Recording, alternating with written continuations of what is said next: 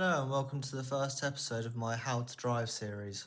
In this series I'm going to be giving tips and tricks on how to drive specific car types fast. And in this video we'll be looking at the GT4s and then specifically the BMW M4 GT4 at VIR. This episode is also going to specifically focus on throttle inputs. In my opinion, throttle inputs are the most important thing in the GT4s for you to be fast. So I'm going to get out on track, I'm going to do a few laps and we can compare what good throttle inputs are and what bad ones are. Right, so I've just put in a couple of laps.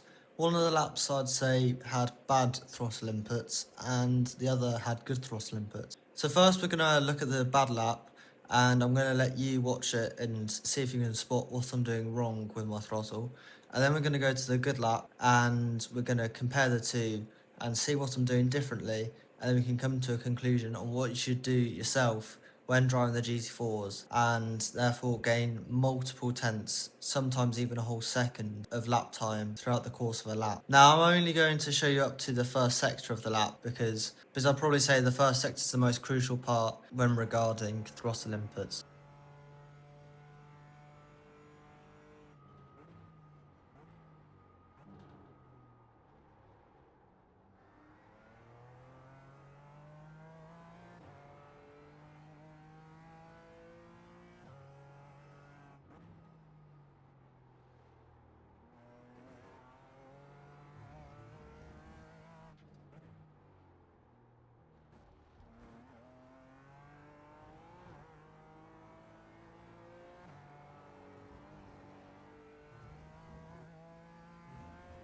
Right, now I'm going to show you the good lap.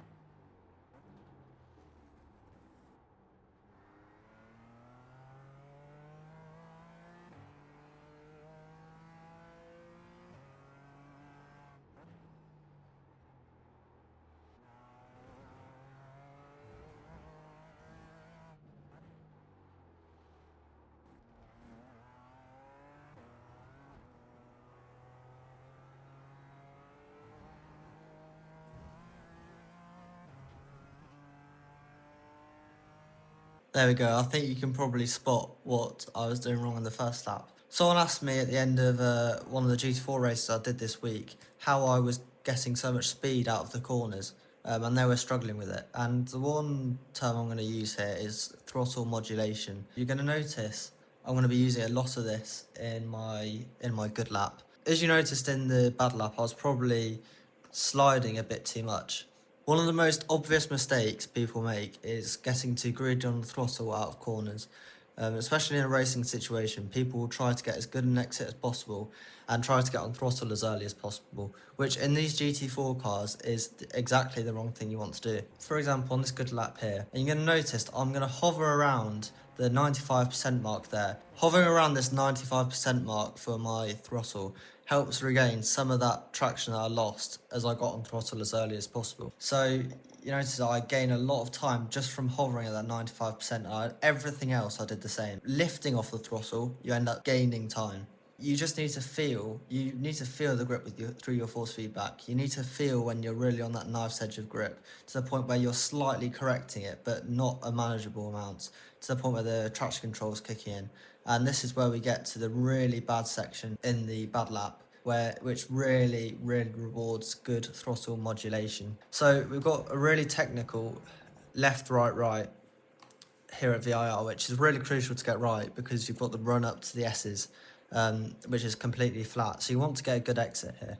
So I take the same approach to the corner. However, this time I'm actually going to shift up earlier to minimise the slip from the tyres, and also lift off the throttle. That's almost down to 40% of throttle input there. And like I said just now, you may think getting on throttle more and earlier is good for your lap times. In this case, it really isn't, because you've got the tyres are working so hard here, especially at the rear, because these GT4s, they're so oversteery to get the rotation. Even in these fixed setups, you really need to minimise that traction loss. You can see I'm even going into the corner here, I'm at 80% just to try and prevent that slide. And you see I still get a big slide and I have to correct to the left, but that's perfectly fine, and that's what you've got to do in these GT4 cars. And you can see I'm still only just hit 100% throttle now. That whole section I didn't get to 100% throttle once. And then you'll notice the delta at the bottom shoot up, and by the time we get to the S's, I'm nearly 3/10 up on my previous lap, which is huge gains just from those few corners alone.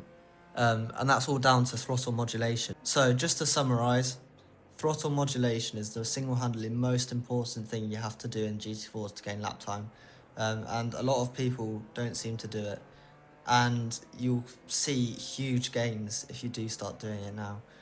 So hopefully this video is helpful, and hopefully you get some good results in your GT4 races next time you do them. This series is going to try and focus on any car you want. It can range from GTPs all the way down to Mazdas, all the levels, and hopefully I'll get to cover as many categories as possible. And drop a comment if you want to recommend a specific car type, and I'll try and get the car done as quick as possible.